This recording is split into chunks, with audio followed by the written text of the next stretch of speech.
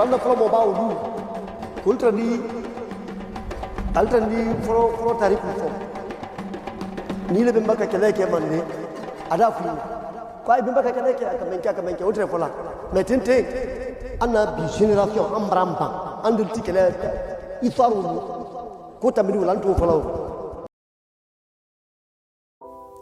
When it comes to language, language is more than words. It's memory, rhythm, and survival. From African villages to American streets, the voice of the past still echo in the slang we use, the songs we sing, and the stories we tell. To understand America's language, we have to begin with Africa. When you hear the beat of a Kendrick Lamar track or the slang that trends on TikTok, you're hearing more than just music and internet culture. You're hearing Africa. Even after centuries of forced silence, African language survived in rhythm and wordplay in a way that people speak. This is the story of what Africa has given America through the power of language. A pidgin language is a grammatically simplified means of communication that develops when speakers of different languages communicate with each other. When developed, a pidgin turns into a Creole. There are 29 countries in the Caribbean that have a Creole in addition to their official language. Where did they come from? Creoles and pidgins developed as a result of colonialism. They are a combination of colonizers' languages, typically English, French, Portuguese, or Spanish, and the West African languages spoken by the enslaved people in the Caribbean. The enslaved people spoke a variety of West African languages, but European slave owners imposed their own language onto them. The enslaved people used a pidgin language to communicate amongst themselves, which was based on sounds, vocabulary, and grammatical structures of all the different languages. Outside of the Caribbean, pidgins and Creoles have developed all around the world.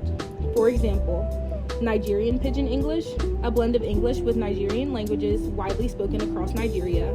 Hawaiian Pidgin, originally developed on plantations for workers from diverse backgrounds to communicate. Haitian Creole, rooted in French with influences of African languages.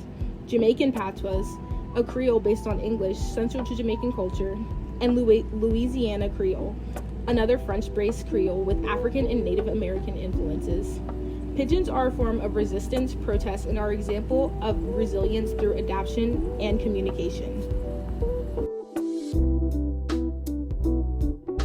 Today I want to focus on the key contributions that the languages Creole and Pidgin had on our vocabulary, grammar, and global impact in today's society. The languages Creole and Pidgin originated from the colonial time period, but still has a major impact in the Black community to this day.